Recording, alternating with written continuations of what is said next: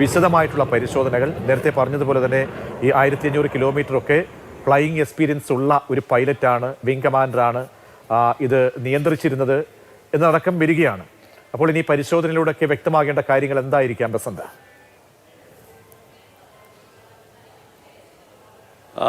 പ്രതീക്ഷ, ഇത് അട്ടിമറിയാണ് എന്ന് സ്ഥിരീകരണമൊന്നുമില്ല. പ്രാഥമികമായി അത്തരത്തിലൊരു ഒരു അട്ടിമറി എന്നുള്ളൊരു അഭ്യൂഹങ്ങളെ ഇപ്പോൾ വ്യോമസേനാ കേന്ദ്രങ്ങൾ തള്ളിക്കളയുന്നുണ്ട്. മാത്രമല്ല, ഗ്രൗണ്ടിൽ, അതായത് സംഭവം നടന്ന ഈ അൽ മക്തൂം വിമാനത്താവളത്തിലും അതോടൊപ്പം തന്നെ ഈ സംഭവ സ്ഥലത്തുമെല്ലാം UAE സർക്കാരും വ്യോമസേനയും തമ്മിലുള്ളൊരു സംയുക്ത അന്വേഷണം നടക്കുന്നുമുണ്ട്. അതായത് ഇതിൽ രണ്ട് കാര്യങ്ങളാണ് നമുക്കിതിൽ എടുത്തു പറയേണ്ടത്. ഒന്ന്, കഴിഞ്ഞ ദിവസം ഈ വിമാനവുമായി ബന്ധപ്പെട്ട് അല്ലെങ്കിൽ തേജസിൻ്റെ എഞ്ചിനുമായി ബന്ധപ്പെട്ട് ചില ചിത്രങ്ങൾ സാമൂഹ്യ മാധ്യമങ്ങളിൽ പ്രചരിച്ചിരുന്നു. അതിലൊന്ന് വിമാനത്തിൻ്റെ എഞ്ചിൻ ചോർച്ചയുമായി ബന്ധപ്പെട്ട ചില ചിത്രങ്ങളാണ്. എഞ്ചിൻ നിന്നും ഓയിൽ ലീക്ക് ചെയ്യുന്നതിൻ്റെ ചില ചിത്രങ്ങൾ പ്രചരിച്ചിരുന്നു.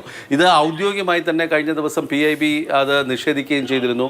PIB ഫാക്ട് ചെക്ക് ചെയ്തിട്ടുണ്ട്, ഇത് ശരിയല്ല എന്നുള്ള തരത്തിലുള്ള വാർത്തകൾ അവർ നിഷേധിക്കുകയും ചെയ്തു. അതായത് എഞ്ചിൻ ചോർച്ച ഉണ്ട് എന്നുള്ളത്. അപ്പോൾ ആ ഒരു സാഹചര്യം അവിടെ നിൽപ്പുണ്ട്.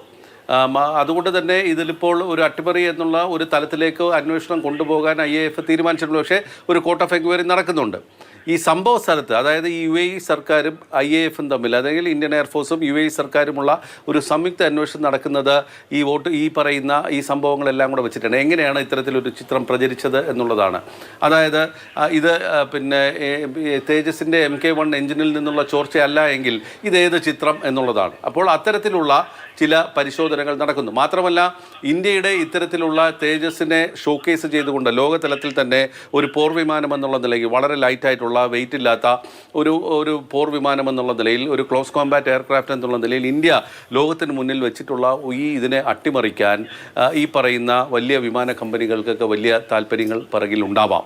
അത് ഒരു സംശയം നിലനിൽക്കുന്നുണ്ട്. അതായത് ഇന്ത്യയുടെ പിന്നെ റഷ്യൻ നിർമ്മിത മിഗ് വിമാനങ്ങൾ തന്നെ ഫേസ് ഔട്ട് ചെയ്യുന്ന ഒരു സാഹചര്യമാണുള്ളത്. അപ്പോൾ ഇനി ആധുനിക വിമാനങ്ങളിലേക്ക് വാങ്ങിക്കുന്ന ഒരു സാഹചര്യത്തിലേക്ക് പോകുന്ന ഒരു ഘട്ടമുണ്ടെങ്കിലും ഇന്ത്യ പരമാവധി ഇന്ത്യയിൽ നിർമ്മിക്കുന്ന വിമാനങ്ങളെ ആശ്രയിക്കാൻ തീരുമാനിച്ചിട്ടുള്ള ഒരു രാജ്യമാണ്.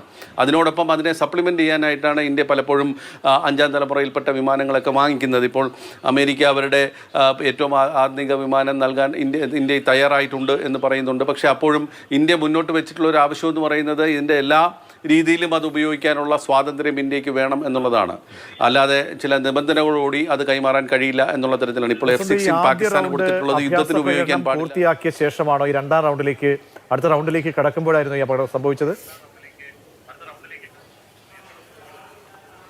അല്ല, ഇത് 17ാമത്തെ അഭ്യാസമാണ് ഇന്ത്യയുടേത്. അതായത് കഴിഞ്ഞ ഏതാനും ദിവസങ്ങളായി ദുബായിൽ വിവിധ വിമാന കമ്പനികൾ അവരുടെ പിന്നെ പോർ വിമാനങ്ങളും മറ്റു വിമാനങ്ങളും ഒക്കെ ഷോക്കേസ് ചെയ്യുന്നൊരു സാഹചര്യമുണ്ട്. അപ്പോൾ അതിൽ യാത്രാ വിമാനങ്ങളും എല്ലാം ഉണ്ട്. അതിൽ ഇന്ത്യയുടെ പ്രകടനം ഇപ്പോൾ നടക്കുക. അതിൽ ഇന്ന് ഇതിൻ്റെ ഈ തേജസിൻ്റെ പ്രകടനത്തിന് ശേഷം അവിടെ നിശ്ചയിച്ചിരുന്നത് സൂര്യകിരൺ എന്ന് പറയുന്ന ഇന്ത്യയുടെ ഏറ്റവും വലിയ എയറോബാറ്റിക് ഡിസ്പ്ലേ നടത്തുന്ന ആ സംഘത്തിൻ്റെതായിരുന്നു. ആ സൂര്യകിരണിൻ്റെ ഒരു ഡിസ്പ്ലേ ഇന്നിപ്പം റദ്ദാക്കിയിട്ടുണ്ട്. അതായത് ഈ സംഭവത്തെ തുടർന്ന് അത് റദ്ദാക്കിയിരിക്കുന്ന ഒരു സാഹചര്യമാണ് ദുബായിലുള്ളത്. അപ്പോൾ ഇതിൽ പിന്നെ ഇന്ത്യയുടെ ഈ തേജസിൻ്റെ ഈ അഭ്യാസം 17ാമത്തേതായിട്ടാണ് ഷെഡ്യൂൾ ചെയ്തിരുന്നത്. 2:10 ഈ സംഭവം നടന്നത് എന്നാണ് ഇപ്പോൾ ദുബായ് സർക്കാർ നൽകുന്ന പോലെ. 2:10 ഉണ്ടായ ഒരു അപകടം, അതായത് ഇന്ത്യൻ സമയം ഏകദേശം 3:40 ആയിട്ടുണ്ടാവും.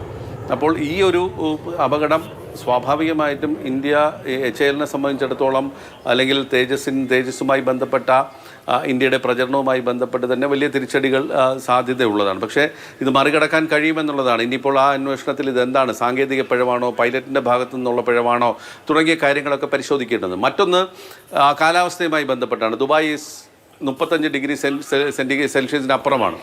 ഒന്നത്. 2, വലിയ ഹ്യൂമിഡായിട്ടുള്ള ഉഷ്ണമുള്ള ഒരു സമയമാണിപ്പോൾ. അപ്പോൾ അത് 70% ഹ്യൂമിഡിറ്റി ഉണ്ട് എന്നാണ് പറയുന്നത് ദുബായിൽ ഇപ്പോൾ.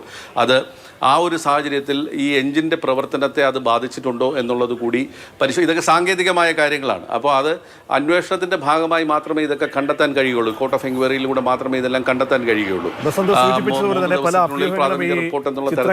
ബന്ധപ്പെട്ടൊക്കെ തന്നെ ഉയരുന്നുണ്ട്. അപ്പോൾ ഇതിലൊക്കെ മറ്റ് വിമാന കമ്പനികൾ അവരുമായി ബന്ധപ്പെട്ട ഡീഗ്രേഡിംഗ് ഒക്കെ ഉണ്ടാകാനുള്ള സാധ്യതകൾ അതൊക്കെ സംശയിക്കണം.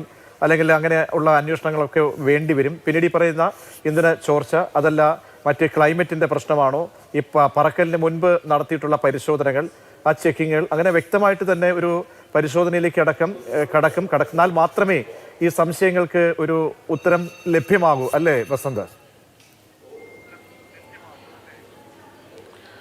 തീർച്ചയായും ഇതിൻ്റെ എല്ലാ വശങ്ങളും പരിശോധിക്കേണ്ടതുണ്ട്. അതായത് ഇതിനു മുമ്പുള്ള പരിശോധനകൾ നടന്നിട്ടുണ്ടോ എന്നുള്ളത്, കഴിഞ്ഞ ദിവസം പ്രചരിച്ചത് എന്താണെന്നുള്ളത്, ഇന്ത്യ നിഷേധിച്ചിട്ടുണ്ട് എന്നെങ്കിലും അത്തരത്തിൽ എന്തെങ്കിലും ചോർച്ച എഞ്ചിൻ്റെ ഭാഗത്ത് കണ്ടെത്തിയിട്ടുണ്ടോ എന്നുള്ളത്.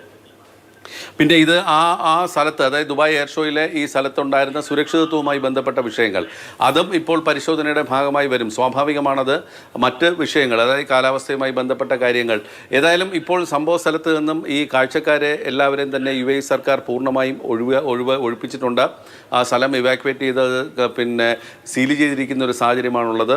ഈ സംഭവ സ്ഥലത്ത് തന്നെ രക്ഷാപ്രവർത്തകർ ദുബായിലെ എത്തിയിട്ടുണ്ട്. ഫോം ടെൻഡേഴ്സാണ് ഉപയോഗിക്കുന്നത്. പത ഉപയോഗിച്ചിട്ടുള്ള ഒരു തീയണക്കൽ പ്രക്രിയയാണ് ഇത്തരത്തിലുള്ള ഇതിൽ വരുന്നത്. അതായത് ഫോം ടെൻഡേഴ്സ് അവിടെ ഉണ്ട്.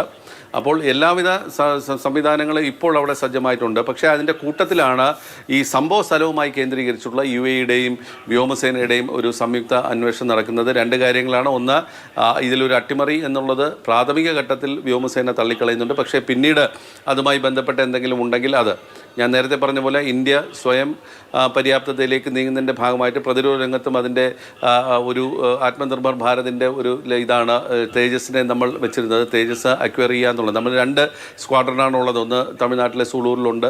അപ്പോൾ ഈ തരത്തിൽ ഇന്ത്യ സ്വന്തമായി ഇതിലേക്ക് പോകുമ്പോൾ മറ്റു രാജ്യങ്ങളുടെ പോർ വിമാനങ്ങളെ വലിയ തോതിൽ ഇന്ത്യ ഡിപ്പെൻഡ് ചെയ്യാത്തൊരു സാഹചര്യം ഇപ്പോൾ. കൂടുതൽ വിവരങ്ങൾ നൽകിയത് ഇന്ത്യയുടെ അഭിമാനമായ യുദ്ധവിമാനം തേജസ് അഭ്യാസ പ്രകടനത്തിനിടെ ദുബായ് എയർ ഷോയ്ക്കിടെയാണ് തകർന്നു വീഴുന്നത്.